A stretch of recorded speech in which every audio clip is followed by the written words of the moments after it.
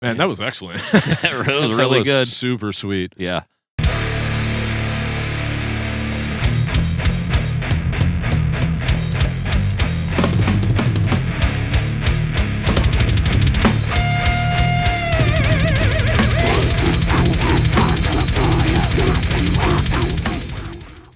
What's up, everyone? Welcome to the Metal Maniacs Podcast. I'm Jay Ingersoll.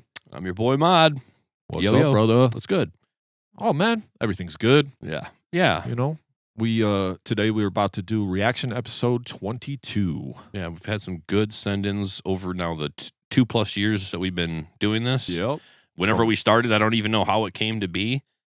I don't even know why we decided to do this. Yeah. Whose idea it was. But yeah, now here we are. We get all kinds of submissions, and I'm sure whatever we're in for today, there's going to be some gems in here. We usually get a couple of really solid things that turn Jay and I's attention toward that band for the long run. Yep, absolutely. We've had several that have featured on the show, and then we've had those bands on the show. So if they're in the Midwest or either a Zoom call is fine, but we've had some of these submissions turn out to be guests on our show. So it's a great way to kick the door down, introduce yourselves to us. Now we know what we're working with, what you offer, what you bring to your audience. We can sit down and talk to you. If one of these bands that is on today, if they're in the area, yeah, or otherwise. One of them I've already got okay, communication open with, Sweet. So we'll talk about that when we get there, because as I'm looking at the list. But yeah, these are fun. You know, we try to do our best to, lift people up and continue to encourage them to pursue their musical goals or aspirations, especially in this tough genre that's already hard to make money or get a spotlight on it. I mean, we know we've been grinding for 2.5 years on this thing now, and our subs are going up, but sometimes our episodes don't get that many views. And it's okay, because we do it for us at the end of the day, and it keeps growing, so that's cool. And we want to do that for other bands as well. We always get great feedback that says that and we don't do it for adulation, right? We just do it because we do it, and we don't even know why we started doing this. It's just, we come up with all these ideas for topics or things. I mean, we got a million ideas. We got so many banked too, and even earlier we were talking about 3 more we probably could, throw in the bank. So it's just we're always coming up with ideas. This just seemed to be one that kind of stuck. I would love to get to the point where maybe we did these almost a little bit more and was able to do almost 2 pods a week. Maybe the Tuesday would be a topic or an interview, and then maybe just 2 times a month this would come out on a Thursday or something. This would be a whole different segment kind of the pod. This would be its own thing, but we'll get there. Obviously, we've talked about this many times on the show. It'd be nice to get a little help on the show to make sure things were running smooth, and we're starting to get a workflow down too, which helps out a little bit more to be able to streamline some things. So that's all good, but man, just keep growing and building, and same with all these bands. We've had bands from all over the world too. That's what's been awesome. Yeah. That's the part that's a little bit more mind-blowing. Is I know it's the internet. I understand that. But the fact that somebody from halfway around the world found out about our little podcast here in Michigan and submitted a track to us to listen to, just here you go. Yeah. They don't know if anything good's going to come out of it, but they took the time to send us a song to listen to. So I think that's awesome. On all of the bands who have taken the time to find us and send us something, somebody took the time to sit there and send us a file. That's an effort. We got to acknowledge it, and we appreciate it. And end of day, music's about taste and choice. Not everything is for us, know. So, but like I said, we never try to beat anybody up. It just might not be for us, or it might not translate in the way that we would prefer. So we try to give honest, constructive feedback that we can. Not that we're the be all end all of anything, but we've been playing music and doing this for long enough that and heard enough songs and interviewed enough bands and played enough shows that we know what the hell we're talking about, so we have years of, I wouldn't call myself an expert, but I would say that I know what the hell I'm talking about. We've got our anecdotal experiences that we can share with people. We've got the people that have come through to share their experiences that we can reference. So we're just trying to help anybody who sends in music for us to listen to, just kind of give, first of all, the compliments that you deserve for your work and what you've done. And then second of all, maybe some constructive criticism on where to go from here in terms of getting a better sound or building your audience. That's all we're trying to do, is help. And if anything sounds like, oh, what a bunch of dicks, well, it's not supposed to sound like that. When we're offering something that you don't like to hear, look, I'm not your friend. So I can tell you straight to your face what needs to be fixed. Right. Now, it's hard to tell your friend something. Sometimes that's a good friend. Yeah. That's the best friend. Hey, you need to slow down on your drinking. Yeah. It's a problem for everyone. You know, that's a good friend.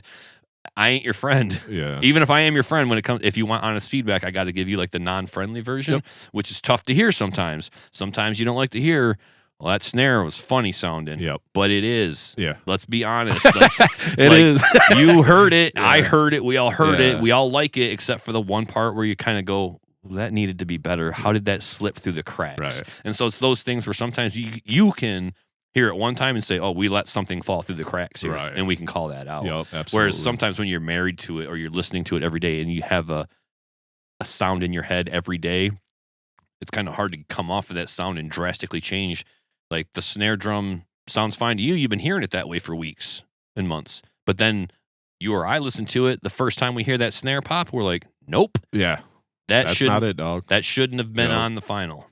Yeah. But so that just a little self-defense for us for when we do give those. Generally it's just like we'll just heap on some praise and thank you for sending in the submission. But anytime we get into I wish they wouldn't have said that territory, hey, take it or leave it. Like it really is just take it or leave it. It's not like you need to do music to please us. We just think that on an objective scale, some things could be better than others. Yep, absolutely. And we're musicians that have also recorded, so we know not everything's always going to be perfect. We know everybody's in a different spot of their musical journey as well, because we have some young bands that send in stuff. So sometimes that might be the guys we might be able to give a little more criticism to. Yeah. But I've also enjoyed having a rapport with some of these bands that send stuff in through email because I'm contacting them back and forth. And a lot of times if we do give feedback, they're like, that was good feedback. And they might send us another track because we do have some return, customers or whatever, right? Yeah. That send stuff in. And then a lot of the times we can see that result. I want to say that was the same for episode 21 when we listened to the new Hive of Mantids track. Oh, yeah. We gave him a little bit of feedback. And then when he had emailed and said, hey, would you like to do another song? I'm like, yeah, sure. Why not, man? And then it sounded like 10 times better, and it seemed like whatever we said was at least received in a way that helped.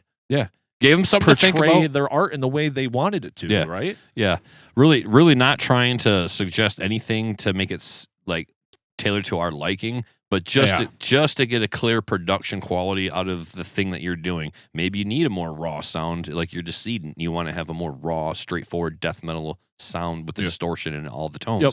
Whereas then on another side, you've got like a Vestigial, who they are going to go deep into the production with the symphony orchestra and the samples and everything else production related. So now it's a totally different focus. Yep. And you might tell a band like that, like, hey, you might talk mixes versus tones, whatever. But anytime it's just constructive, it's not it's not meant to have somebody put their instrument down and say I'm no good. That's never. I would never want to come across that way, even if I'm offering something constructive that is hard to hear sometimes. I just know that for me, I always encourage people to pick up an acoustic guitar maybe or a bass guitar because they are pretty easy to start and learn from, or play piano. I'm always going to be an advocate of playing and never quitting. So pick up your guitar more. That's kind of what we're trying to say a lot of times. Mostly that's the way. If we're saying anything about the actual playing, it's kind of like, well, you might need to just polish that up a little bit, turn a little screw, tighten that up a little bit. So. But all right, man, we're going to jump into this. So we are on episode reaction 22, man. Wow.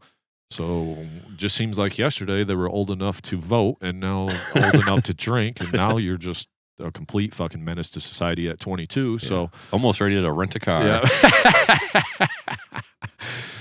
So the first send in we have here, it's called Gear Affliction. It says, hey fellas, it's John from Slugchild. Hey John. What's up, guy? Formerly of Slugchild, because I see they're not a band anymore. R.I.P. They've announced. That's rough. Sadly. Yeah. It says, I got my own project if you want to check it out. It's called Gear Affliction. 9 times out of 10, I'll just say this too, just to kind of say, like, we're probably going to put your song on the show, most likely. I mean, if you send us something, I would like to try to steer away from as many one-man basement projects as possible because there's not really, it's cool to listen to, but it's, that marketing is kind of on your own. we like to lean more towards the band and full efforts, but we get what we get because we've heard a lot of good one-man projects on the show too. So I don't want to completely, get away from that either. But we do want to have metal songs, so also know that probably more important to be metal than a band. I got one yesterday and I pulled it up and it said it was like indie rock, and so I emailed them back. It's like, is this metal or even hard rock adjacent? Because it said indie, because indie territory can start getting really weird, right? Mm-hmm. And then he said it was a mix of both. So we'll probably play the song, but this is like in future episodes because we're always getting submissions. But yeah, so Gear Affliction, he says, just put out this first EP. You got a selection of some short and long songs that you could pick from. So he didn't give us a song. Oh, in that case, John, the choice is made because I'm a track one guy, so track one better be fire. Okay. Well, or you can pick one too. Well, but it's a YouTube link. Yeah, so... and it goes to the whole album. Okay. I will say this with respect to like solo artists creating something out of their basement. Obviously, go ahead and send it to us, and we'll probably get it on. My whole idea behind a one-man band project is when you send a song to us, my interpretation is I'm recruiting band members. That's really how I interpret it. My hope is that when we play your song, and yes, you're just one man making music in your basement, I'm really hoping that you're saying, this is my recruitment tactic to get band members in my band. I hope that's what we're doing here.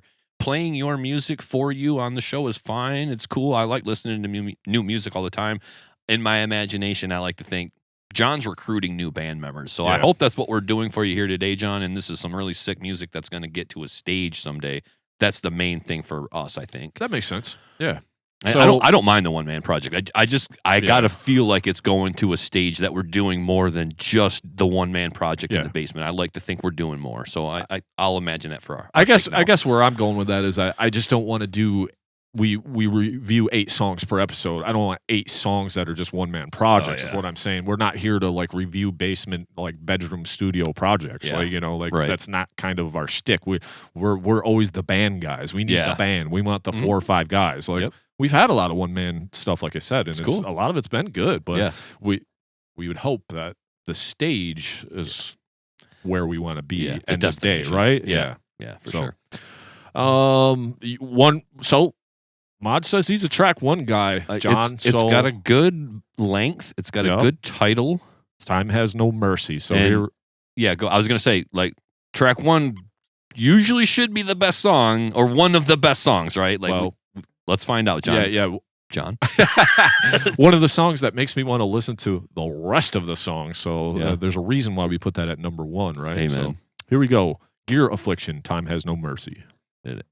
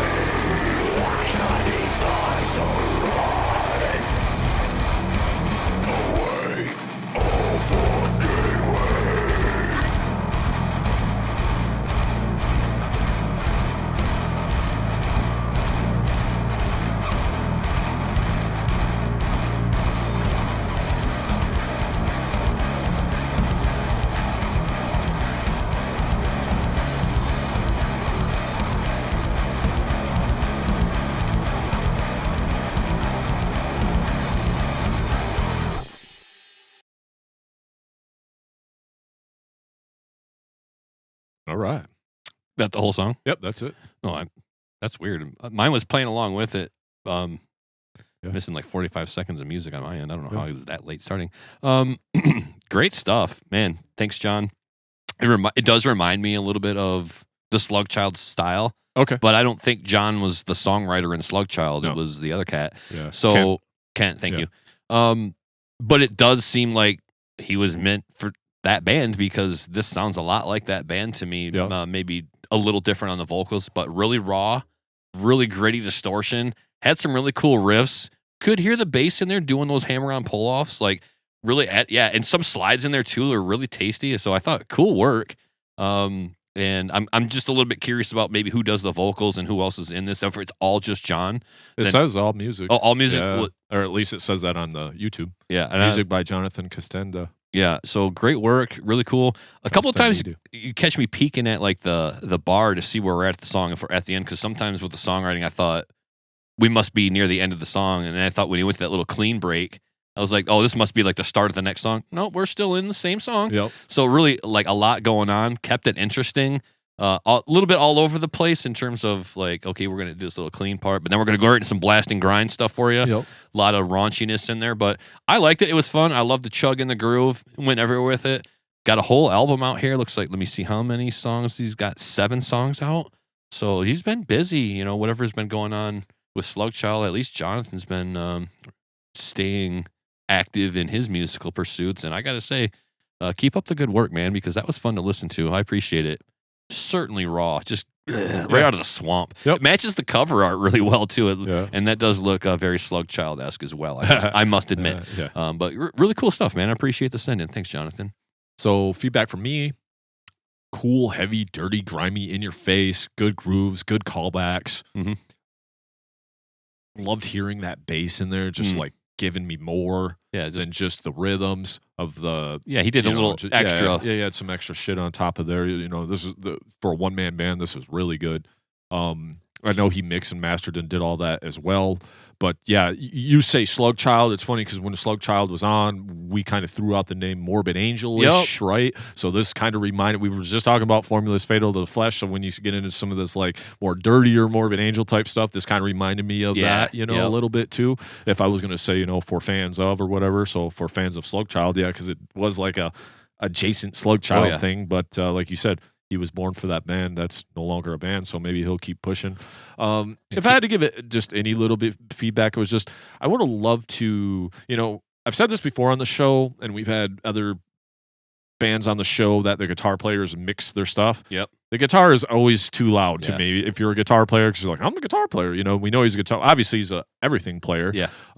But to me, I just thought like you could have brought the guitars down just like 2 dB and like it would have been a little clearer, because the snare, I know there was parts on there was no snare. He's like didn't, and that was cool for effect. But when the snare did come in, I kind of didn't hear that, and that's such a major part of this type of music because I need to have the driving and the rhythm and the pulse of that snare, and it kind of got lost sometimes underneath the distorted of the guitar. And that's just honest feedback of like push those drums forward. The kicks were nice and loud. Like the snare needs to be that loud too, at least. You don't really have to turn the cymbals and shit up. I didn't really hear a whole ton of tom work either, so the drums kind of got lost on me a little bit. But other than that, I thought it was cool. It also, like, if you're programming these drums, the drums like kind of sound dirty too. So I don't know where you're using the program drums. Usually they're like really like computerized and clean and tight. This kind of sounded like maybe he was playing the drums, so maybe he was too. I don't know, but all in all, pretty cool, man. Like I said, that was just my small little critique. Was just love to hear that snare a little bit more. Yeah, and I thought the same thing. Just Jonathan, so that I'm echoing Jay's sentiment here. Like immediately when it came on, I did feel like the guitars were louder than maybe they needed to be compared to the drums. That's just a mixed thing at the end of the day. The playing and the songwriting is all fine. I think end of the day, objectively, like I can hear those guitars good and loud, and I think Jay makes a good point that the drums were not loud enough. But again, those are very minor things that on the back end and the tail, at the end of the day, you can turn around and say, oh yeah, that's a mixing thing. We're not pooping on the song. Right. It has nothing to do with the music that you sent. The music is great. That's totally fine. Yep. We do like to address some of the production qualities always as a part of the whole process. Yes, absolutely. And so there's a podcast and a lot of YouTube videos out there. It's called URM. Ultimate Recording Machine, I think it used to be called, but now it's like a URM Academy. You got Joey Sturgis and Joel Weinasek and Eyal Levy, all of different bands. Joey Sturgis, famous producer for a long time, especially that like 2000s emo core stuff and like Attack and all that. And then Eyal Levy actually plays guitar in the band Doth. Yep. But he's like a big producer too. He's produced all kinds of stuff from Black Dahlia Murder and everything. So that podcast has been a wealth of information when it comes down to like recording and mixing and everything. I've learned a lot from that podcast, but that's one thing he always says, because people would send in their songs for mix critique, right? And they always say, I can always tell when the guitar player mixes it because the guitar is always too loud. So you kind of got to put that down a little bit. I know that's your main thing. I know that's kind of your bread and butter, but sometimes you got to be like, let me have my place in this, you know, because I get the guitar's important, but you got to remember there are other instruments that are just as important. So, so that's all I say. That might be something that you could check out too and help you move forward on some of that production. Yeah. But I also love the dirtiness of it. And just like he didn't cut out none of that little like did it and you heard the guitar go make that little noise. He was just like, fuck it, we are just going with that's the sound. And I love that too. So. I noticed it right away. I was like, he clearly left that in on purpose, because you can hear it. No editing with that or anything. That's fine. Yep. So cool. Thanks, John. Appreciate you, buddy. Yeah. Shout out. Hopefully you can get a band together and play that, or find another band, because it kind of saddens me that Slugchild's not a thing. I actually really like those guys, man. They were a cool interview too. So amen. And so moving on, we have Soul Siphon. Solo heavy hardcore project from Lewistown, PA, started in 2024. Debut EP Reality is Bleak dropped February 21st, 2025. And is streaming on Spotify, Apple Music, YouTube Music, etc. And it looks like Soul Siphon Music on all platforms. Or no, excuse me, on Instant Facebook, and then on TikTok and YouTube, it's Soul Siphon Official. Okay? Okay. So here we go. He didn't say song though, right? The link comes up to Elegy. Okay, so we're just gonna roll with this one.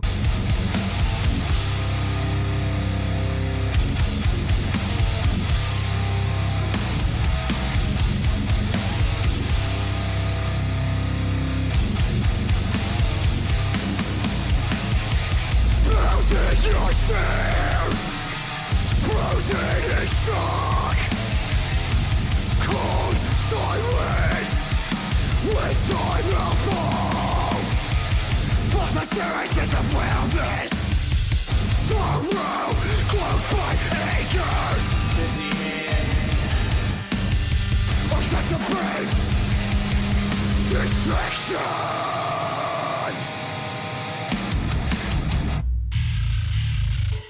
I can close my eyes, I still can't close the casket. Pretend that I'm okay, and then the feeling hits me like a fucking truck. My composure surrenders, and my whole world stop. Call out above, please take my life, replace it with the one that's been taken from mine.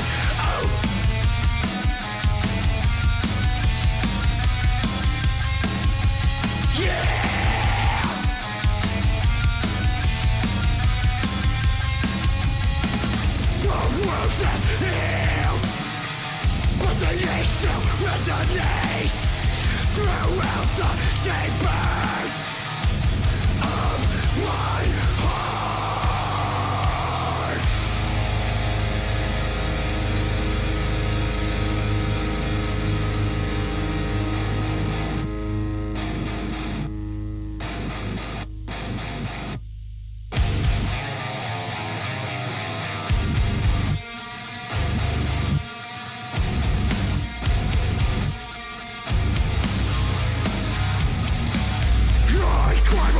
To sleep every night, wondering where you were, wondering if I'd ever see you again.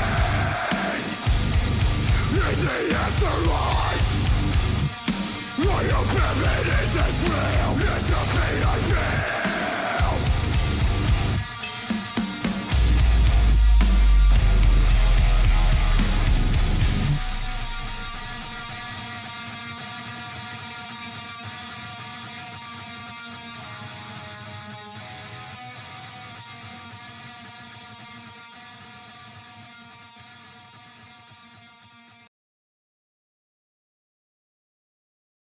Man, that was excellent. That was really good. Super sweet. Yeah. So for me, you give me the panic chords, you give me a little throwback hardcore, almost like that Poison the Well era hardcore, you know, back, you know, hardcore metalcore type thing, I would say. I was just thinking in my mind, I was like, he said this was a hardcore band, listening for the two-step, literally 0.2 seconds later, the two-step, he's like, I was like, okay, we're getting in that hardcore territory because it gave me the two-step. I got to be able to two-step. So it gave me, because to me it was just really powerful heavy metal at that point, all, you know, a little breakdowny or whatever, but maybe, you know, Kubla Khan style, you know, beat down kind of hardcore as well. But it's so hard with subgenres nowadays. Everything's everything. We talked about that. But yeah, love those panic chords. The guitar riffs were great. You did the callbacks, so you had me hooked. So at least I had something to hang on to. Yeah. The vocals were really good, really pissed off, but audible, and I could hear what you were saying. So you gave me a message. I loved the little clean vocal that sometimes came in just to. It was in the background, but it was just a little something extra to break up that hardcore vocal. Very well executed, very well mixed. Totally badass, dude.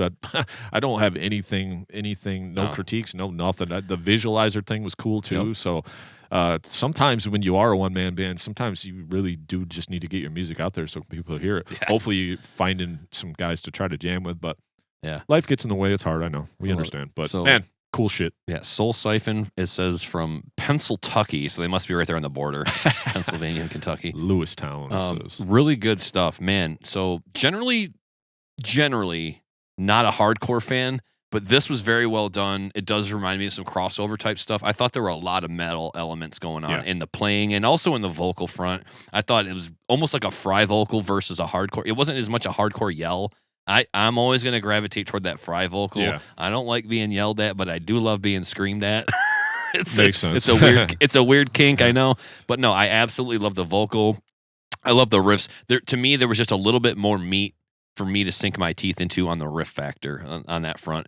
Sometimes hardcore gets adjacent to punk, which is adjacent to pop, which is, to me, sometimes generally not a very skilled genre. Yeah. I'm not trying to crap on it. There's good stuff in any genre, but I'm just talking broad brushstrokes here. It's more of a vibe and a feeling. Sure. Like but this Tunnel of Love said, right? Yeah, it's more of a feeling, right? It has all of that feeling of the hardcore. Yeah. And I thought they had a little something on the guitars for me too that I could get into. Like you said, the panic chords, just a little bit riffy almost, where it wasn't just straight power chords the whole time. So really cool on that front. Gotta say, just love the vocals, man. That sometimes that's a deal breaker for me if the vocals aren't on. You could have good stuff, and then I'll be like, well, them vocals are not it for me. But love the vocals too. Yeah, I thought it was really cool, death metal-esque. Yeah, but audible, so kind of like a Randy Blythe from Lamb of God type of thing, where maybe not sound like Randy, but the fact that I can understand what you're saying does help. It's pretty cool for me because then I can listen to it a few times and scream it back at you in a concert setting. Yep. So Soul Siphon didn't get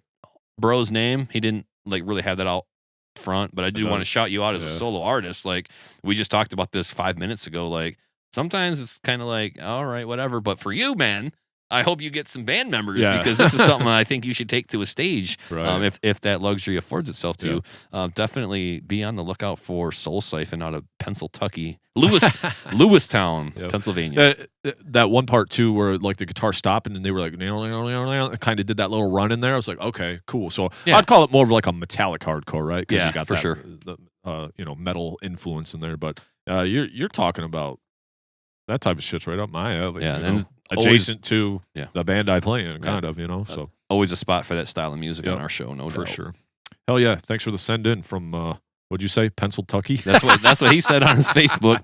That's amazing. Pennsylvania heavy hardcore. Nice. Hell yeah, man. Good stuff. All right, cool. So moving on, we got some friends here from, well, not friends, but probably soon to be friends. I know they're friends with a lot of people that we're friends with. Yep. So Fadakin, not the first time. We were actually supposed to play with this band with ISI, or we at Hard on Your Sleeve last year. They were supposed to play, but someone got sick or something, so they didn't end up coming, which is understandable. But it says, greeting friends, James from Fadakin here. Been fans of y'all for a while. Thanks, and James. Your post was a perfect excuse for some shameless self-promotion. That's why we're here.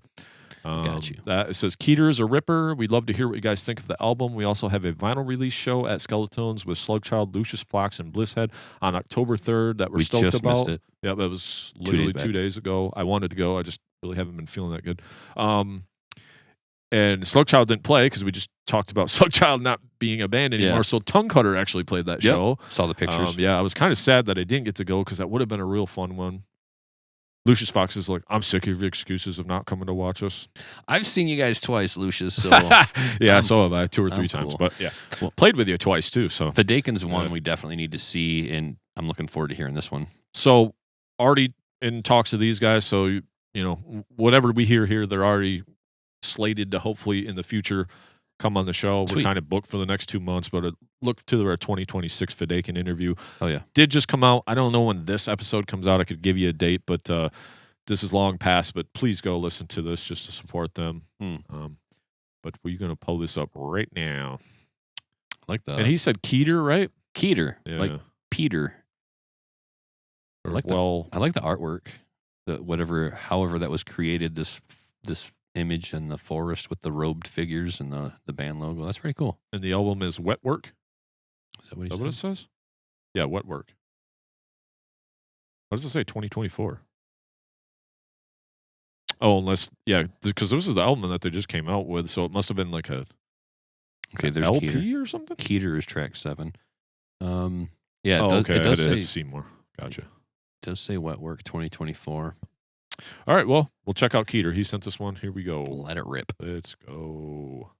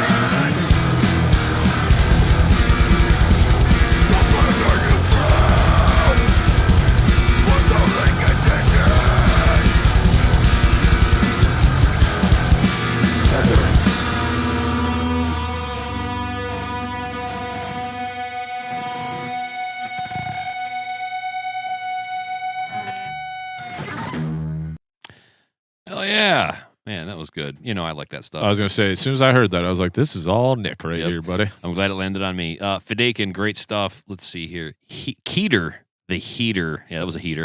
I liked it. So, again, I want to get terminology somewhat correct here, but it reminds me of some desert metal a la Caius, but with a monster on vocals, right? Instead of their singing clean vocal, like you've got now like the monster, the fry vocal, which I love it. James, good work. I like the tones, like everything's on that bridge pickup.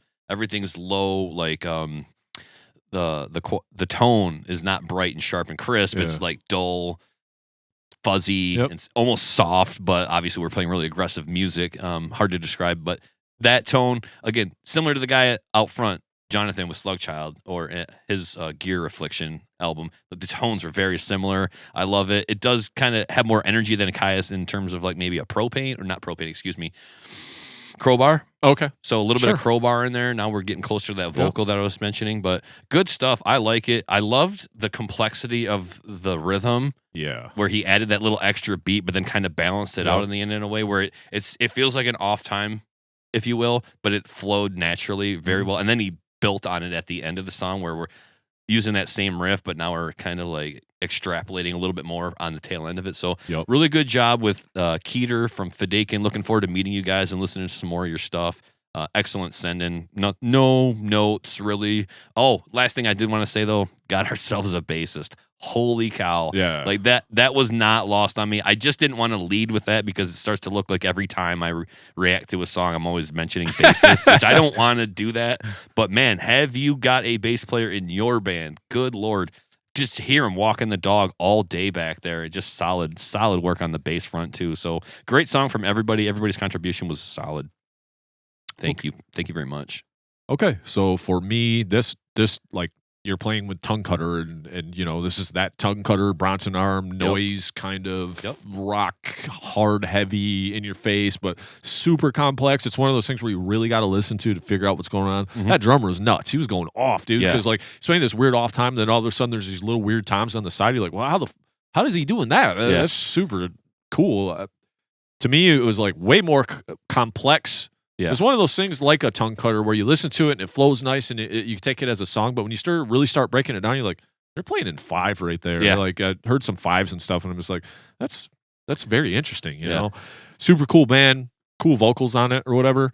You know, not always something I would personally reach for just for style-wise or whatever, but man, it was a great track and it rocked hard.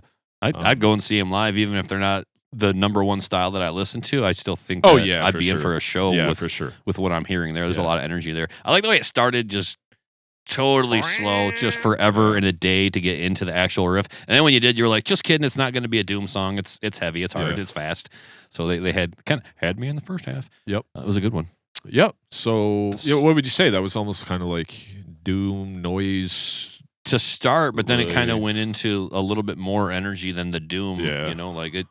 Yeah, it had some upbeat almost quality to it where it didn't drone on. That's the thing. Or I don't like the intro is the intro, and thankfully that wasn't the whole song because I wouldn't know how to handle 6 minutes of that. Yeah, of that. But yeah, like 30 to 60 seconds of that before we dive in is fine. It's a cool switch up when you go from that to like they came in right with almost a little bit more upbeat or aggressive beat. It felt like a little bit more in the pocket, but. Yeah, good stuff. I do like they kind of their own thing too, though. Yeah. You know what I mean? It's just not another like tech metal band. That's hard to put a finger on. Yeah, absolutely. Yeah.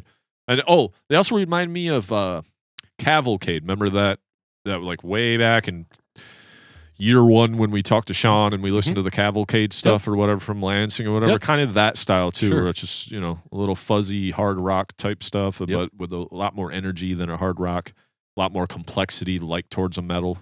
So. Oh, yeah. Thanks, dudes. We'll be talking to you soon. Obviously, we'll be probably jamming the whole album, and we'll be talking about it when you guys come on. So, cool. Thank you guys so much. Make sure you guys go follow Fidakin because we want to make sure our homies in Michigan always get the love. Hell yeah. All right. So, moving on.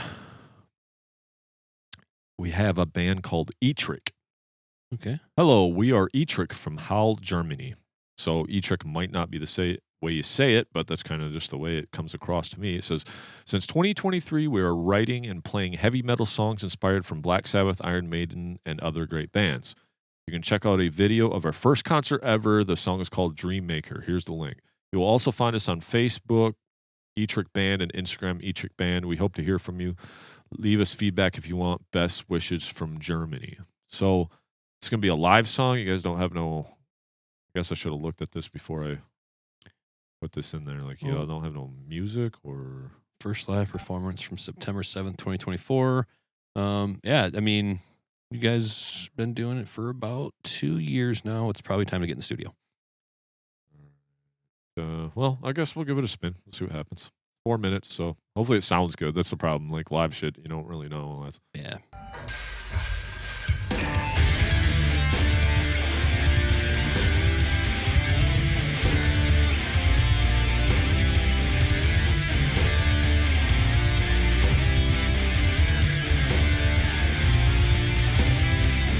Every night when you fall asleep, I stand next to your bed so get a deep sleep. I am the dream maker, it will get real bizarre. You will lose all of yourself in your dreams. You can't run my love and you can't hide. I'm getting in and out and in. Filling you up with madness until you're empty within.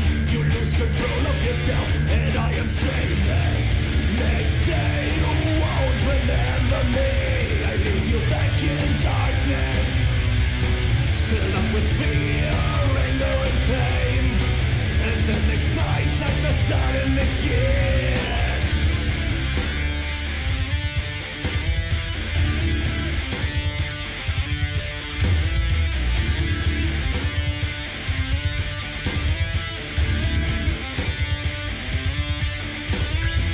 And every day when you go to bed, shrouded in darkness, you can hear my breath.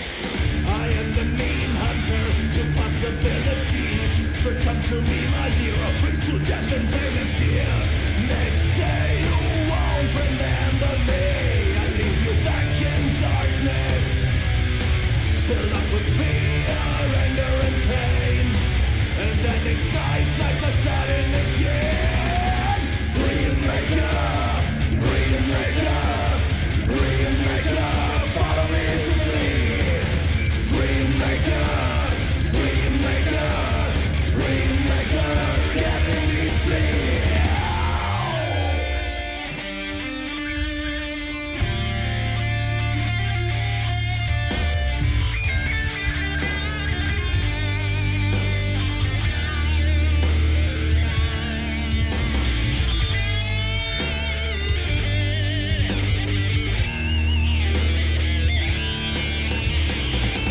Dream maker, dream maker, dream maker, I follow you to sleep. Dream maker, dream maker, I'm the dream maker, so get a deep sleep.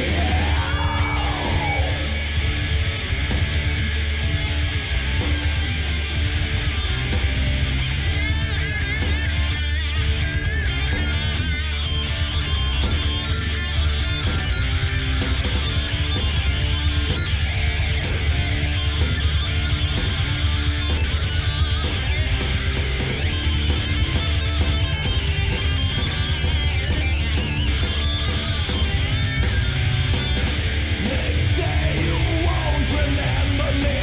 I leave you back in darkness, filled up with fear, anger and pain. And the next night, nightmares starting again.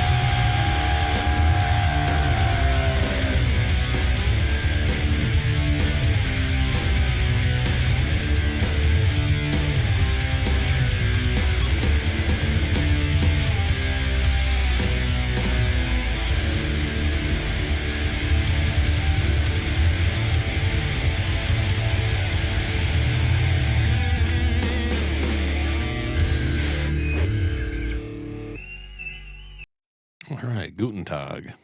All right. Well, for live, that didn't sound too bad, actually. You could hear everything fine. I was just afraid that we were going to get like a camera, cell phone video in the Right. back. I didn't even check that before we went. Probably definitely for fans of like a Black Sabbath, Iron Maiden type thing, or Accept, Balls to the Wall. Yeah, something like that. Yeah, more like kind of like some early 80s Yep. hair metal Kind type. of, yep. Yeah, like if I Yep. was trying to nail it down. Yep. I could hear their influences. I could Yeah. hear a lot of things coming through. Yep, little double bass action happened there. The drummer seemed really solid or whatever. Like I said, it sounded good for the live video. Mm-hmm. Probably right off the board. Yeah. Probably like had it set up just right. Yeah, if I had to critique anything, it's just like get in the studio, get a song out, Yeah. Get something out there. But I guess if that's what you have, thanks for finding us and Yeah. thanks for sending it over. Super cool. Yeah, it had some influences of the 80s, and they mentioned that. They weren't really hiding that at all. It had some good tones in there. I like the bass player's work back there. Again, I noticed them. It's just something I'm always going to point out. If you're in the mix, good job. Right. You're obviously good at playing, and you got a good setup that is worth hearing on the album or in the live setting anyway. Cool stuff. I liked it. I don't listen to a lot of it, but it does Yeah. remind me of my earlier childhood listenings to where I could see myself, like, as a younger lad. Like, this was something I definitely gravitated toward when I was Yeah. younger. And I think more power to you, man. If this is your style, you're doing a pretty good job of it. You had the guitar lead in there. You got the whole setup just right, Yeah. with the 5-piece. So, really good stuff. A little bit on the happy side, a Yeah. little bit of the major key side, Yeah. which is fine. It's a little outside of my norm listening. Oh, yeah. But when I give it like the 10% that I give it, if it's good, it's good. It's Yeah. fine. I don't mind that stuff at all. Yep. And these guys, it was fun. I guess that's the word I want to leave off with was thanks for the send in, guys. That was good and fun. And as Jay said, probably about time to get into a studio. It Yeah. looks like you're about 5 grown-ass men.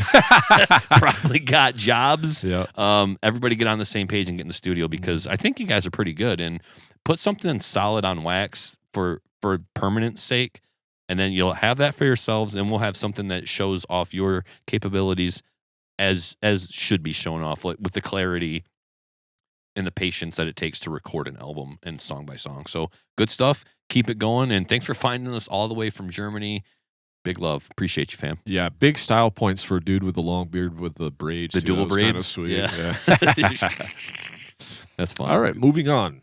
Humanity Zero, new album, Curse Be the Gift of Life, of Greek doom death metal band Humanity Zero is out on October 15th, 2025. So we're actually filming this before the album comes out, but the album will be out by then. So it says, funeral doom metal band behemoths Humanity Zero are considered one of Greece's most obscure and sinister acts today. Formed in 2003 by Diamond's Night as a death metal band, they were best known for their primitive brutality and paradox melodies. After 2 demos, 1 EP, and 3 full-length albums, Humanity Zero began to create more complex, slow, and macabre music. Their 4th album, Withered in Isolation, marked a new death doom direction. After many lineup changes, Kaidamos of Hatefield Machine, Misanthropy. What's that word? Well, I'm sorry. Apotheosis? I'm looking them up. Yeah, Misanthropy, Apotheosis. Apotheosis, okay. Joined the band as vocalists, and the band decided to continue as duos consisting of Kaidamos and vocals on Diamond's Night on guitar, bass, and drums. In 2018, the band released their 5th album. Oh, man, you guys are fucking killing me here today. Just words I've never even read before in my goddamn life. I just they come from... They're closer to the root of all language. Right? Yeah. Over there in Greece, Latin, yeah. they're not too far removed. We've gone through several iterations of English, but it looks like proselytism. Sure. I'm going to bounce it off my wife. It sounds like a pill I might take for my prostate or something. Who knows? And then it says, music-wise, the music got slower and nightmarish, accompanying the truly haunting lyrics. However, their most obscure opus had yet to be recorded. 7 years after whatever Nick just said, Humanity Zero emerged one more time from the Tartarian kingdom in order to unleash their new spell. 6th full length is called Cursed Be the Gift of Life. I can do that one. And in the most sinister, punishing, and heavy metal the band ever recorded, slow, deep, and soul-devouring. A descent into cosmic abyss, 5 unearthly psalms to drag the soul into the lower pits of Hades. Hades would be a Greek reference for hell, I believe. Co-released by Santanith Records, Georgia, and Rude Awakening Records, Italy. So for me, that's Satanith. And that's just because I want to say the first 5 letters, Satan, and then anything else after that is fine. Satanith Records. That's how I want to say it. And with Rude Awakening Records. Always tough phrase. Rude Awakening. I can't get it out right. Well, give me 1 second. I like now they have 2 Facebook pages. You have to look for the current one. Looks like there's a Humanity Zero, same band probably, but the last post was 2014, and then the current one is more up to date and being posted on.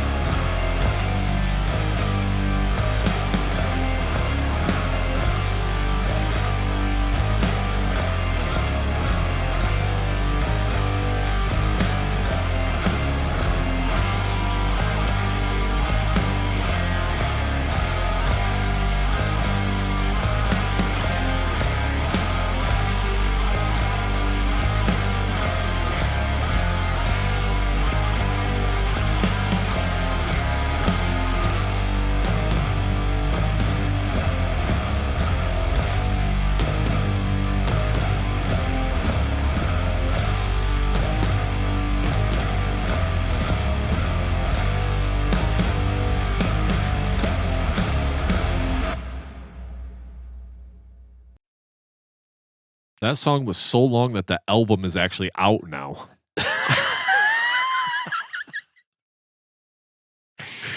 Man, Humanity Zero with Cursed Be the Gift of Life. I feel like I just watched my boy's own funeral procession take place. I know that was very hard for him. God bless him. He endured it for you all. 10, 11 and a half minutes of it. So this is how I feel when I listen to some of that grind stuff. That's a minute and a half. And I'm just like, oh, what is happening right now? Yeah. Jay, opposite side. Too fast for me, too slow for Jason. That's okay. I love it. I listen to things like this. I have Swallow the Sun in my collection at home. Okay. I have several Paradise Lost albums, all great, really good band. I like doom metal. Now, with you calling yourself doom death metal, I have to hear more of the album to know that there's death metal in here. Yeah. Sometimes I'm guilty of this. I'm liberal with the term death metal when it doesn't apply. It's like, no, you just have fry vocals. So you're a doom metal band. Yeah. Say that. That's fair. Death metal, not as much. I didn't hear any trem picking. I didn't hear any blast grinds, things that we associate with death metal. True. I think worldwide, we got to start pulling back the use of that term only because you have fry vocals. Right. Now, again, fair being fair, I'd have to listen to the rest of the catalog and to know that they hit those grinds. You got that much time? I don't. Like, I got things to do. No, I don't mind it. 10-minute songs, like, if we're going to get into some critiques, maybe 10 minutes is a little bit much, and there's some fat we can trim off of that to go from 11 and a half to 6.5 and still have a fucking long song that does all the things you just did. But I'm not knocking it. That's your style. To play an 11.5-minute song, as we very well know, no fucking easy task. No. Even if it's the most simple music, you still have to know where you're at, where you're going. You have to be locked in for 11.5 minutes. That's not easy. I don't care if it's only power chords the whole time. 11.5 minutes, you can fall asleep on stage and forget what you're doing. So they got to be great players to be able to pull off that long of a track. I thought there were a lot of good things going on it that I like. The singer had diversity in his vocals. He was high-low. He's more of a storyteller vocalist, and we love that. I love that. I could hear all the instruments. Everything was great. He did have some variety too, but and the fuzz. Like, today's the day for like the fuzz metal. I guess sound. It is fuzz day. Yeah, totally doom fuzz metal day. Yep. I do want to say my only critique on the quality of the production of the recording is I felt like in 11.5 minutes.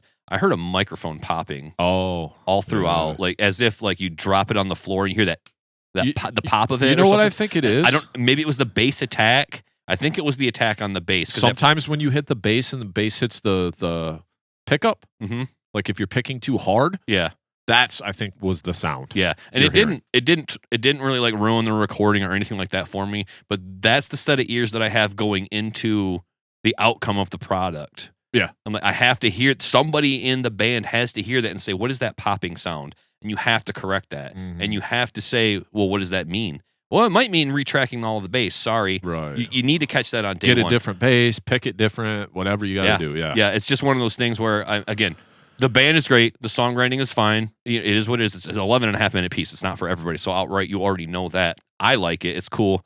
I like everything going on musically. I just think that objectively, you either need to have not your friend come in and listen to it and say, yeah, it's whatever, it's cool, I like what you guys are doing. What's that sound? Is that intended? Because at first I thought it was intentional because it was almost landing on the beat. And well, that's because the bass player was playing it right on the beat. Absolutely. So that's the only critique I had is that final revision of your product going out the door. Everything else is totally fine by me. I like the music. I like the melody. I like the storytelling. I liked how he took breaks from singing just to let the melody do its thing. And it is a style of music where you got to kind of know it's going to be slow and long, and they might pick it up a little bit. And I'd like to see it pick up so much so that it can carry the moniker death metal as well. Yeah. Like we got to literally take the music there and not just rest on the vocals to be the death metal element. Absolutely. But yeah, Humanity Zero, all the way from, was it Greece? Yeah, another Greek band on the show. I love it. I love it. I'm big on a Mediterranean diet. I'm big on all of the mythos of Greece and the gift of Greek life. Yeah, good sending, guys. Thanks for finding us. I appreciate it. For me, I'm thinking the whole time, how can I praise this? The playing was good. I love some of the tension release. Yeah, and like you said, great point. Great point for a guy like me that just can't do this kind of music. Right. Yeah, it does take a lot to know where the hell you're at after, 4 minutes, let alone 8.5, and then like each individual part when they did come up was a pretty cool part. Yeah. For me, you know, it might be a 3.5 minute song all condensed. Yeah. You know, you don't have to drag That's some the thing good on riffs. for. But I got to take this for what it is because it's doom metal, right? It's just not my shtick, and that's fine. You know what I mean? For me, it's just the ultimate boring, like, when is something going to happen? Like, I could be doing so many other things than hearing this right now. And I don't mean to shit on it because there's a lot of people love doom or else it wouldn't be a genre, right? Yeah. And then they call it funeral doom, so I guess that's when you come in with a little organ and shit at the end, right? Little extra doom on your doom. Yeah. So, you know, I have to take it, you know, I have to understand that in this show, just because it's not my style doesn't mean I can't pick out some good things. Love the art about it. Yeah. I love what they said about it, how confident they were in the art itself. And the lyrics. Yeah, absolutely. And it all fits a vibe, right? So if you like this vibe, this is a great band for that vibe. Yeah. You know, I did hear that little pop in too, and that instantly came to mind. Like, that must be the bass pickup because I heard it too.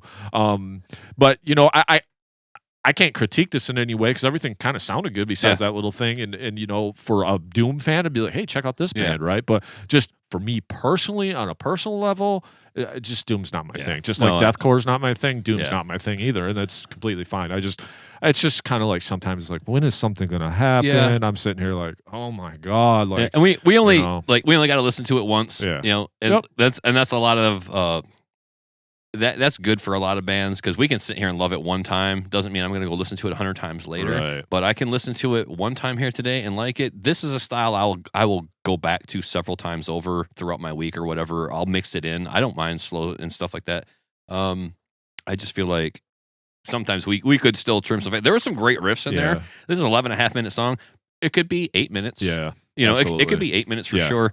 But I did like the one part where they kind of went melodic, and then the dude came in with a melody. It was almost like a strumming riff at the end. I was like, that was a pretty cool riff, you know? So, and don't think I'm shitting on it just because it's just not my style, right? Like, I would never shit on it because I think it was executed well, like you've said before, where it's like, may not be your thing, but if it's done well, and these guys do this well. We've had other Doom bands on that maybe not even sound this good, right? So, you know, I said, I'm just trying to figure out where I can... Yeah, just, you know, speak to it. Yeah, because it just has no place in my life. I could see you putting this on if you're like in the background and you're doing something around the house or something. Some gaming music, maybe. But like never an intentional listen could I do this because the 25 BPM just doesn't. My personality type does not fit with No, I get it. But I will say this: they did not send us an 11.5 minute pile of slop. No. Absolutely. They didn't do that. That would have been fucking brutal. That would have been dreadful. They sent us an 11.5 minute piece of their art, which I respect. Yeah, absolutely. And again, I'm always thankfully it landed on my turn. I can always have much more to say and enjoy for the style. And even for my taste, when you start to get into the funeral doom, I'm like, Jesus, that's so slow. Yeah. But that's the point. Yeah. Like that's some people like that even more. They slow it down, put the organs on it. Yeah. I want to feel like somebody just fucking died. Right. Like take me there, you know, and sing about it. Like, I'm sure they nail that down too lyrically, but so Humanity Zero with Cursed Be the Gift of Life. Welcome back. I see you guys went away for a long time, you know, and you got a lot of work historically speaking. So welcome back and thanks for finding us and good send in. Much love and keep up the good work. That's cool. Yep. Love it. So next band, Set Fire to This. Mm-hmm. Set Fire to This was started in 2023-ish after Jason, not me, but this guy, Jason, was hospitalized for 2 months with COVID-19. God damn, that sucks. 2 months. Shortly after starting, Kenneth Jones heard my music and I was writing and also heard what I was starting a new project. We both started looking for more members and found Mark Hoag, our drummer, and then asking an old from high school, Rick Yasari, to play bass. Here's all of our info, and we all have an interesting backstory. So, yeah, sure. I'm Rick, who plays bass. I'm calling you Rick Sassy. We're just going to ignore the Y out front. It's Rick Sassy. Spicy, yeah. Rick Sassy on the bass. So I'm going to Spotify. Okay. I know these guys from around here because we've talked. We were actually supposed to play a show with these guys, and then the show got completely canceled. So I am familiar with these guys. We're already following them, so they've crossed our paths in some way. And they're what, from Grand Rapids? Yeah, I think somewhere. Yeah, that's what it says on their Facebook. Yep, that makes sense. So I'm gonna go Falling Forward Forever because that is song number 1. So we'll stick to Nick's idea that your song number 1 should be great, or at least stand for what you want on the album. Yeah, I mean, like if I press play and track 1 sucks, Probably not going to listen to the rest. Probably right? dip out. Yeah, absolutely. It's kind of your little 15 minutes of impressions. You know what I mean? First impressions. So you only get one chance at it. Yep, absolutely. So here we go.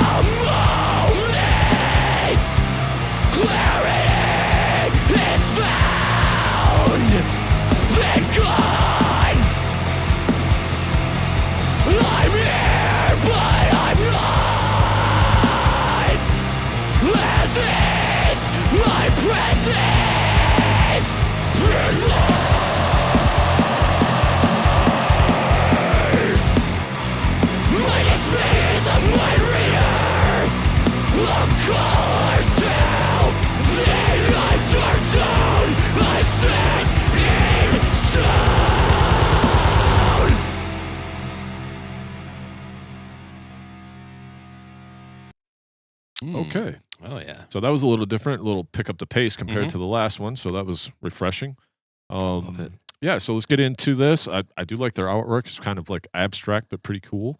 The EP is called The Great Nothing, and it just came out this year.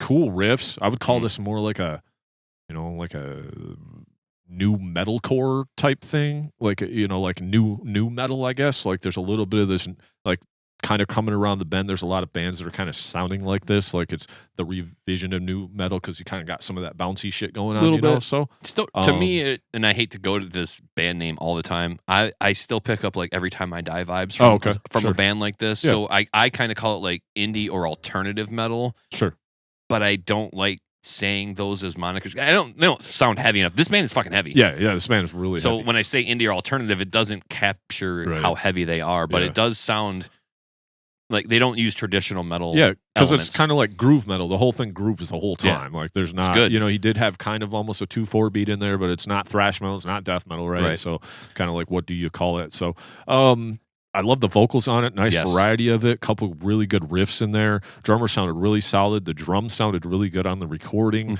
I was trying to discern some bass, specifically listening for it. A few parts I kind of heard a little bit, but nothing that kind of just stood out. But I think when you got these low-tuned guitars like this, sometimes the bass can get lost in the fold. if I had to critique anything, and it's just more with this recording, that dude like crashed on that cymbal the whole time, and that cymbal just sounded really weird. Like all of the highs were in it. Like you got to take some of that out. It was kind of like That frequency, and then it like matched the same kind of like nastiness that was in the guitars, like, and it's not a good nastiness. So Right. you had two things that just took up Too this nasty. really like over 10K fuzz range that Right. like didn't really need to be there. Like you got to taper that off so it's Yeah. like it doesn't hurt your ears when you listen to Right. it, especially when the cymbal matches the guitar and then it's just going the whole time. That guitar tone was just a little like, I wasn't sure. It was hard to discern what was going on because it just sounded like a top distorted fuzz the whole time. But that's just a little critique on that or whatever. Not, I mean, other than that, this band was pretty sweet, dude. Yeah. I love the like falling forward forever. Yeah. So you gave me like a little hook in there that I could call back or whatever. So, you know, not always you'd have to have the pop structure, but at least if you got something like that in there, Yeah. it brings me back into the song. I would love to listen more of this, see these guys live, and I absolutely enjoyed it. End of day or whatever. Even though I just say a little bit on the production critique. You got to be aware of these things sometimes. So Yeah, I think I've been seeing this band name on flyers for a while now. They're right in our backyard, next town over. I haven't had a chance to see them yet, but I am excited. I'm glad I got to listen to that track and get acquainted with them a little bit more.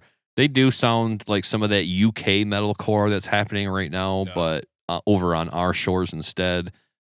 Good stuff. I love their nice switch up from the last band, which is good. We need a little change of pace, but I love the energy. Yeah. I love the vocals. I love the mix, the quality of the recording. Everything sounded great. Good energy levels. No real critiques from me on my end. I'm not a producer. Whenever I just hear something that I know probably doesn't belong, then I'll bring it to you like, hey, did you hear that? Yep. But for me on my end, the only thing I could say is, I see there's a photograph of a bassist. To me, that always means I got to have him in the mix. Otherwise, there are bands that go on without bassists these days, and they don't have a problem with it because they have 8-string guitars. So they don't really miss the low end that much.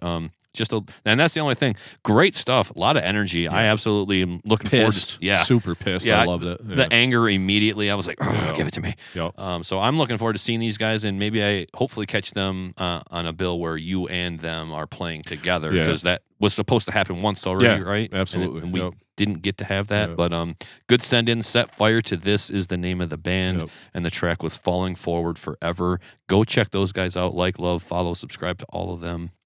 Give them a shout out. Tell them we sent you. Good track. Thanks, guys. Cool. All right. So we got two more. And this next one is called Stillborn Sweatshop. Very interesting.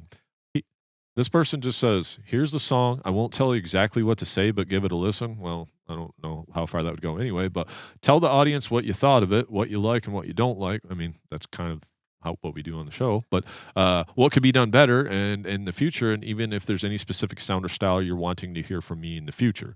Hope this helps. Also, a shout out would be appreciated as well. Ewan from the Sweatshop. I mean, all right, Ewan. What?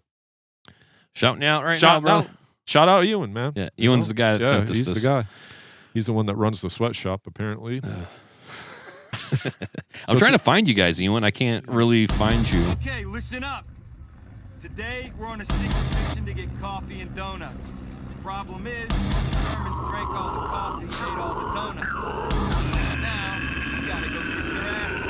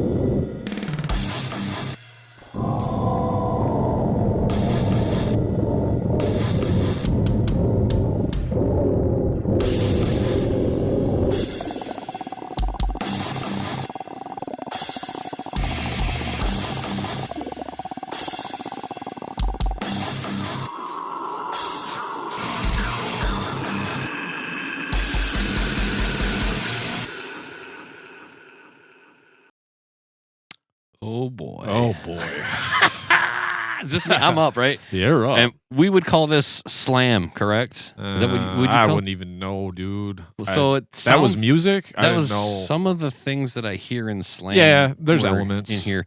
So listen, Ewan, you got some riffs I could hear in the background there, but you look, I'll just be straight with you. You did yourself a disservice with some of them vocals, not because of what they are, but because they were way too loud in the mix. They just destroyed everything. Everything behind all of those vocals just disappeared. Besides the bong noise. Yeah, the bong ripper noise was what I got. Look, man, I'll try to keep it to what was good about it. I like some of those riffs. I like some of that energy. That's good stuff. Like you had some cool things going with the start-stop rhythms.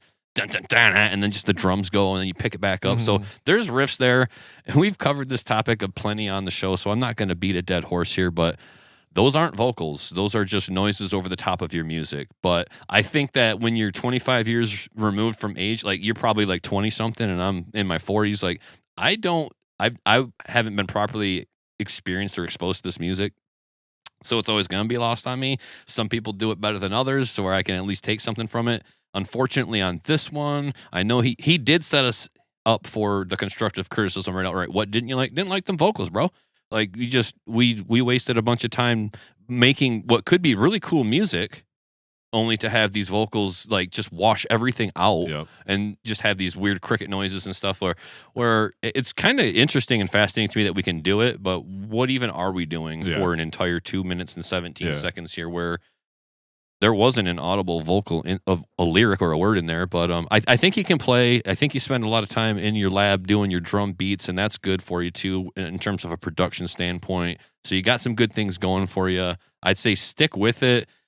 Next time that you put any music together to finalize and put out into the world, if you still want to use them crazy vocals, that's fine too. We've heard it before. Yeah. You got to bring that mix down. So that I can still hear what's good about what you're doing. And in my opinion, and I think in yours too, Ewan, that would be the riffs. That's what any of this music is about. Right. We started off the day on our previous episode talking about metal has always been about the riffs. Yeah. We're drawn to the guitars. That's all any of us in this genre care about collectively the most, between one person to the next. Sure, we've got favorite vocalists, favorite drummers.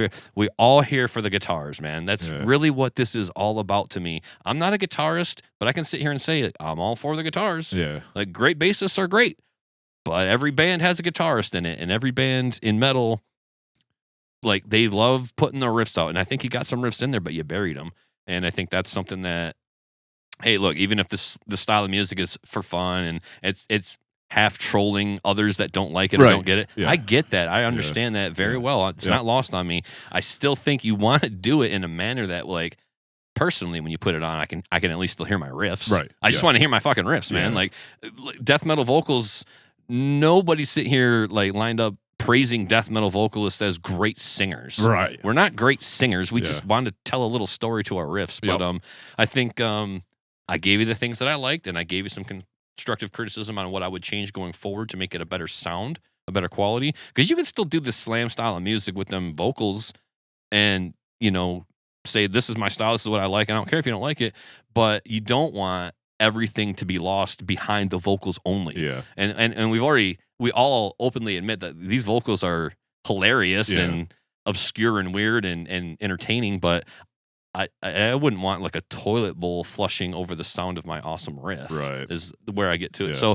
thank you for at least opening yourself up to the criticism. A lot of people, they don't have the skin for that. They don't want to hear anything negative about their artwork, but at least you did. And hey, I got to give it to you, man. The mix needed to be addressed in the vocals, and that's other than that, you'd have yourself a pretty cool slam song where I could rock out with them drums going nuts with I know it was programmed. But it was, there's no human playing. But like 400 BPM like that. The heel to toe, even on like the drum programming, is still cool to listen to. I mean, I know it's humanly impossible, but it's still fun to listen to. Right. So you had some things going for you. I'm glad you opened yourself up to the constructive criticism, because I had to give it to you, especially as a guy that's not a fan of the style of music in general. But I do appreciate the riffs and the drumming. So there at least was some stuff there to work on and to grasp and to hold on to. For me, this is kind of like brutal for the sake of being brutal type thing, right? Like we're just trying to make the most obscure, noisy, insane type stuff. And like, if that's your shtick, that's cool. As far as like listenability, I just don't know how how many people out there really are just like, let's just turn on this thing with this wash of vocals and crazy double bass. Not real sure how that translates. I'm sure there are, but hey, there's people, there's all music for every kind of person, and there's a lot of weird motherfuckers out there, so whatever.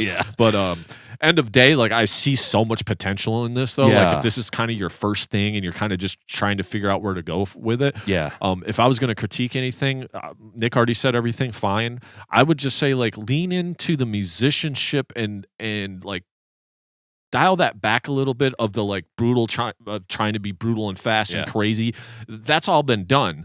Take yourself more serious as a musician and kind of lay some of them good foundations you already got. You already got some good drum programming going on. You already understand that. You got some tasty riffs, it sounded like, in there, besides the fact of that vocal that was mixed so loud it just sounded like a big wash of whatever. Like, it just really destroyed everything that you could kind of hear. So I don't want you to think that we're shitting on you, because I think there's potential with this if he wants to continue to do something like this. You should. And maybe that is his thing. Like, I just want to do something so obscure and so weird. It's just like, if you want people to listen, that might not be the best road to go down.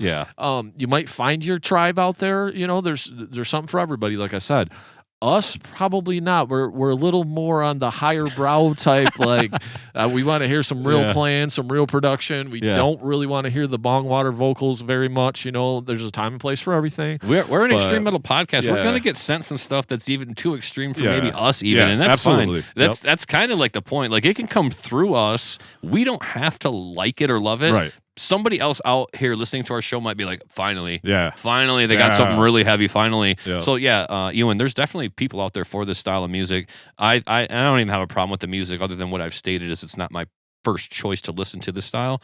But when I do, I at least want, as any other music crosses my desk and my ears, I want it to sound good on the recording. Right, absolutely. Like, I can suffer a great many different styles of music. It's fine. A lot of times I don't have to return to listening to it again. A lot of times music is just in the moment. I'm just here watching said band play, and then I'm out. I never have to see him again. It's fine. But anytime I'm listening to music, I just want to be able to understand it. And I think that's the biggest takeaway from this is you just needed to mix some of those volumes otherwise than you did, and then you'd have yourself closer to what you're looking for in your style of music, which I think is perfectly valid. There's nothing wrong with slam or this style of slam adjacent music, what have you. It's almost like tech slam or grind slam, grindcore. It's in there. I think I misuse the term slam a little bit because I'm a little bit newer to it. But I do feel like there's elements of that, but also just like that grind death metal is kind of happening in here too. But again, when you get into those slam vocals, that's where I just throw that word at you. Like we talked about using the term death metal a little too loosely. Maybe I use slam a little too loosely. Same idea. It's because of those vocals. And then I also see, like, it's uploaded right to YouTube, and it says, like, still like BandLab. As far as I know, BandLab's like a recording program on your phone. So if you did this all on your phone, kudos to you for that. Because at least if that's the case, I'm not sure if that's the case, but I do know BandLab is an app on the phone. I'm not sure if they have like a desktop version, but so that might be some of the issues of like trying to get like a great recording if you're just starting. Like I said, this sounds like a guy that might be a young guy and he's just starting. I would like to see you develop more of your musicianship and maybe go down a little. Not brutal for being brutal. I think we've kind of covered all that. Like express yourself in your art as a person, as a musician. Like let's like you said earlier, let's maybe pick up the guitar a little more and be a little more, But, side project, fuck off. I want to just write the insane, most heaviest shit with bong water vocals. Then that's what you got, too, But, like I said, as far as people wanting to put this on, you'd have to be into some extreme metal to be like, I just want to put this wash of fucking whatever that sound was over the top of it on, So, appreciate the send in. If you guys are into this heavier than you can fucking manage music, go follow the Stillborn Sweatshop. Oh, yeah. And, cool. Send us in something else if you want to work on a little bit of some of that feedback. Like I said, we never aim to shit on anybody or anything, but we also take everything for what it is, too. To me, I'm always apprehensive. Like, I don't want to hurt anybody's feelings. No, absolutely. I really don't want to be, this guy always shits on things. I think we take a lot of time to put ourselves out there and say, we don't want to hurt your feelings. We don't mean to make it sound like we're dicks. Again, you sent it in for us to listen to, for our audience to listen to, and we've listened to it, and we've given you positive and constructive feedback. So here we are. Yep. I think just keep up the good work, man. Really, honestly, end of the day, that's the take. We could clean some things up. You got some talent. Keep going. Yep. Good stuff. Thank you for the send-in. We appreciate you. Absolutely. All right. Final send-in for the day is actually a returning band that we've had on the show. Once in a while, we'll have those. And I remember this track coming through. I really liked it. This band, Rancor. Yeah. So currently a 4-piece hardcore band from Beckley, West Virginia. We have a lot of hardcore death metal and deathcore influences in hope of helping us stand out in this world of heavy music we love and call home. Love that. Oh, yeah. This release, Struggler, was inspired by Dark Fantasy Magna series Berserk and has shown us what we can really do when we come together. Dylan, our drummer, and I put our minds together on the lyrics and the vocals for the song and tried to give all for our more hardcore style this time around. If I was to say anything else, give the new song a listen, and we hope everyone enjoys it. We're looking for a full-time vocalist, but until then, we'll keep trudging on. Also, keep an eye out for our EP to drop this fall. Also, if I may add, the song was mixed and produced in-house by our other guitarist, Ryan. Follow us on Instagram, RancorWV, and you can find RancorWV on YouTube as well. Thank you. Okay. So, Find you guys, Rancor WV.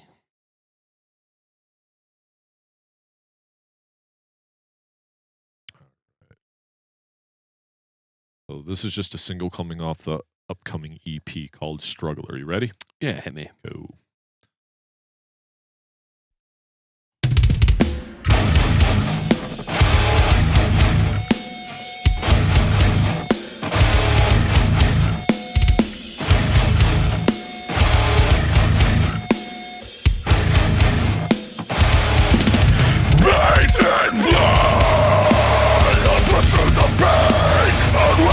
In battle, I will not be restrained with all this rage. My sacrifice is not in vain. Count your fucking days, I'll bring you reckoning. I am the struggler in this endless war, fighting infinite targets against what I avoid. Transfer will press it back, yet there's surely something good.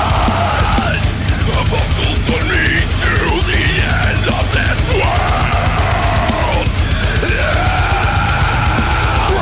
Determination, adrenaline in my veins, living soul on my body, a story that remains. Struggler, struggler, dreams, breathe life into me. Also can chasing me suffering.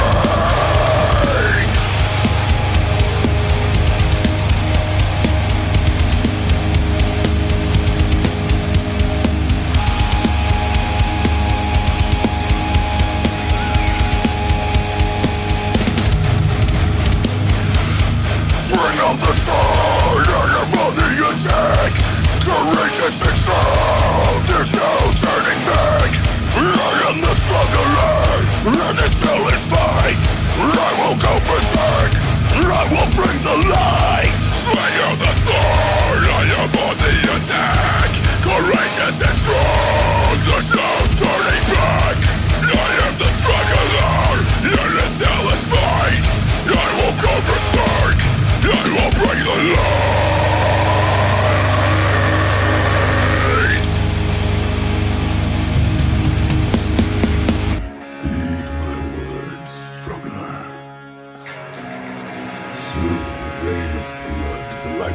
You cannot imagine shall fall down upon you. It will be a storm of death.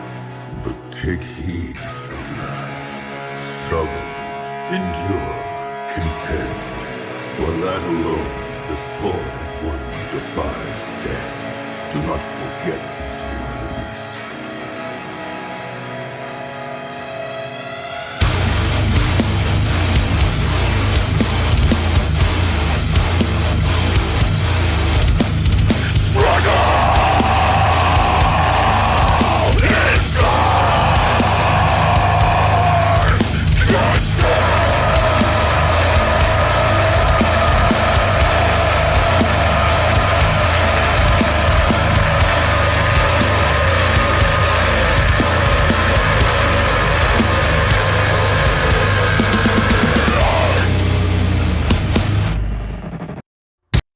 Well, yeah.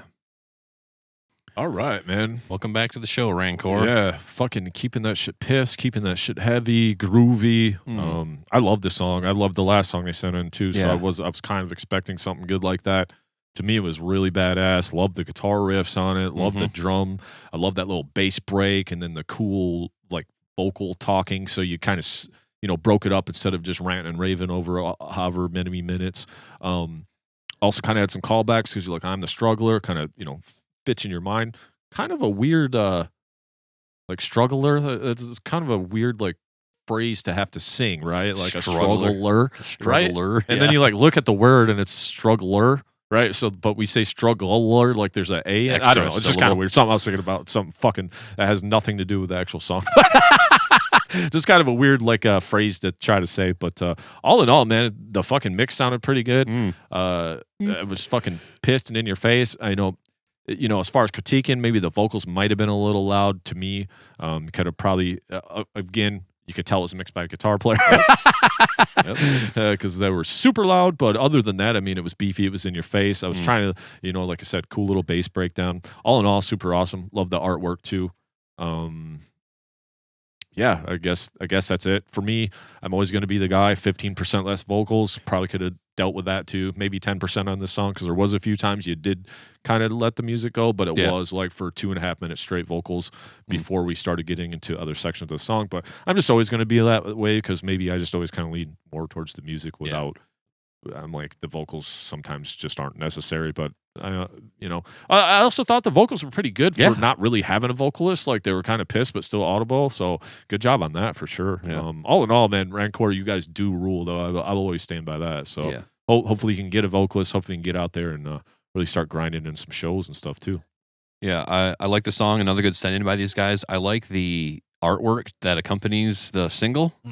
The cool little, I don't know, it's like a semicircle post. I couldn't exactly tell you what it is. I just love the color and the scheme of it. Really cool little bit of artwork there. Maybe it wasn't a big deal, whoever made it, but kind of like abstract art almost. Yeah. Like take out of it what you will. Yeah, and they got their cool little star logo that they do. Yep. Their 6-pointer there. That's pretty cool. Good song. Angry, aggressive, all things hardcore in my mind. Like that's a good hardcore song. And to me, it could be hardcore metal or metallic hardcore, but I appreciate it. My only criticisms of it or critiques of it were there were some volume things that I noticed where the vocals were extra loud and the guitar was louder than the drums. Yeah. So I had this cascading effect of volumes. Like, okay, the guitars are really loud, and then the vocals come in on top of that, and I thought that was really loud. And then when you get to the end of the song, there was like some really high pitched frequency that they had going in with the scream, and so it gave that scream a little extra depth. When I was hearing like a high pitched. In there. So then the volume really started to get maximized because you're starting to stack so many layers, and 2 of those layers were already like over what they needed to be in terms of volume. Yeah. Song's fucking great. Yeah. Again, a lot of the criticisms don't even ever come down to music. I'm not sitting here trying to tell you how to write music. No, they got that down. Yeah, they're doing their own thing. Yeah. I just think at the end of the day and I like loud music, so I'm probably always going to put some of these send-ins. They were too low in the decibels. They could have come up a little bit more. Yep. This one you press play and it was like back off. Like it was loud. So I just think that it's one of those things where you do want to be up against that ceiling for the volume wars. Yeah. You do want to be you want to be able to turn it up and hear it. I always hate putting on Rust in Peace and I can't hear it because I'm getting older and the production quality on that is so low. Yeah. Like it's all hi-fi, but it's compressed down so low I can't hear it. Right. I got to turn it up to barely hear it. Absolutely. But your stuff is so loud, I feel like I could roll it back a little bit. But the song's great. I think those things don't really fall a lot of times into any member's laps. Well, Ryan. Okay, and if it's being done in-house, then Yeah. Ryan needs to take a look at some of those volumes, or get it. I'm a huge advocate of this. I know we're trying to save money on recording, but you do like to get an outside ear in there. Yep. A guy who hasn't heard hide nor hair of any of this recorded work comes in and says, okay, yeah, let's roll those volumes back on the vocals and the guitar, and let's push those drums up a little bit, maybe get a better balance. Yep. But this is one of those things where it always helps to get an outside ear to listen to your music, an objective person. Don't bring your best friend in. Who's going to be a yes man and be like, oh, that's fucking awesome, dude. Yep. Yeah. Just gonna just gonna hurt yourself that way by getting a friend to blow smoke up your ass. Yep. Get somebody who objectively will not lie to your face and tell you it's good. I'm not the best person to ask. If you're my friend, I'll probably tell you it's great. I love it. Right. Can't do any, you're already there. I'm a little bit weak when it comes to, because it's hard to tell somebody face to face. Yeah. I know you and I have that professional kind of collaboration where I can just sit here and tell you, like, what do you think of this? What do you think of that? Yep. You want that. If you got that, it's great. Otherwise, you got to ask somebody who knows and who's not really like married to it or emotionally attached to it. Yep. But without me ranting about the production quality anymore, Struggler, cool song, Rancor, cool band. If you guys get out to the Midwest, try to keep an eye out for you coming through our neck of the woods. I don't know that I'm going to be seeing. If you guys tour, I'll try. Yeah. I don't go to the east side very much. You got to be on a good bill for me to go out east past Grand Rapids. And end of day, like an average Joe too would listen to that and just be like, okay, it's heavy music, it's cool, it rocks. So a lot of these little critiques are just these small things that could take your music from 95% to 99.9. So and a lot of people aren't listening to this going, oh, it's too loud, or they wouldn't know to say that. They're just be like, maybe they would just turn the volume down and not really question or concern themselves. And I don't even think it's a volume. I think the overall volume is fine. It's just when you start having that cascade, like you said, where one thing's louder than the other, then another thing comes in that's louder than the other. Then it starts to feel like there's three, like, we're playing the same song, but one guy's in space and the other guy's in the basement. And the other guy, you know what I mean? It's kind of, that's where shit, like, it doesn't feel like it's tied together at that point, right? Yeah. But I understand, save money, get your music out there. But like you said, sometimes invest that money in having somebody mix and master it. One of the two. Right? At least one of the two. I think mean, mastering is what gives you the volume. So unless you really know how to master, that's its own thing. But a lot of times you can find a guy that'll do both. Like our friend Addison, he's been on the show. Look him up. He'll mix and master shit for you. We have a lot of friends that do really good work. Blake, he masters. I mean, if you've watched the show a little bit, we've had several, or dig into the show a little bit. Yeah, we've had several really great producers come through here and do Michael their thing. Stellamo. Yeah, Mike. He's great. So again, we don't like to beat a dead horse around here. No, I think the song is great. You guys are killing it. I think I bet your shows are rowdy and people mosh and they love it. Yeah. And we're all for that. And that's what makes sometimes I feel like we get into these 10-minute cacophonous conversations of us talking about mixing and producing, and the band's probably like tuned out and checked out by now. Like we're like, we get the point. Yeah, we get it. Yeah. We heard you. I just think to a larger point that look, if we're all like working, we all got jobs. Let's say like the members work. And then you've recorded everything and you're happy with your takes. And then you're like, well, do we mix and master ourselves or do we outsource? Look, if you've never done it before, outsource it. Yeah. Sit on your finished work for a couple of weeks until you all collectively pool in the money and you've made the phone calls and you've set aside the time and somebody else can really elevate it. And this isn't just for Rancor. This is for any band. Right. At this point, I'm saying like, look, if you work, if it's worth it to you, to save up a little extra scratch, maybe you forego the PlayStation 5 game. Right. Maybe you don't dine out a couple times this next month. Absolutely. The money's there usually. You know? I mean, I don't want to sit here and say like, oh, it costs so much money. Well, don't go to like A&M studios. Don't go to Capitol Recording. Whatever. Right. Yeah. Don't go to these expensive studios. Just ask the guy in your neighborhood, your local resident, mix master guy. They exist. Yeah. They're like everywhere. They're next town over or something. I swear you can pay a guy $100 or $200, and I don't think that's breaking anybody's bank. And if it is, let me tell you something. Music's an expensive hobby. If you ain't got a little bit of money to invest in it, you're in the wrong space. Yeah, because you're not going to make money doing it. No, most of the time. Best bet that you can hope for is that you at least break even. Right. You get a couple of gigs, earn it back, and then at least your hobby pays for itself. Some people got ridiculous hobbies they never get a turnaround on. They never get a penny back. Yeah, how many guys don't play professional disc golf but have $2,000 worth of golf or discs in a bag? You know what I mean? That's just the way it goes, right? Nobody. And I understand you got to buy your instruments and the computer to record. Like, shit's expensive. They understand that. And all in all, like this was better recording than a lot of other recordings I've heard. So, like, you guys are kind of just right there. But we're just kind of saying if you want to get just over that hill, you kind of need a different set of ears on it, right? Yeah, and a point I've made, too, in the past is take your album and play it next to what you would consider to be, like, somebody you look up to or a professional That's called referencing, Yeah, just take Knocked Loose and put it on. Do you sound, volume-wise, do you sound higher or lower than Right. them? You know, when it comes on, does it sound crisp, clear, and polished, or however it's meant to sound?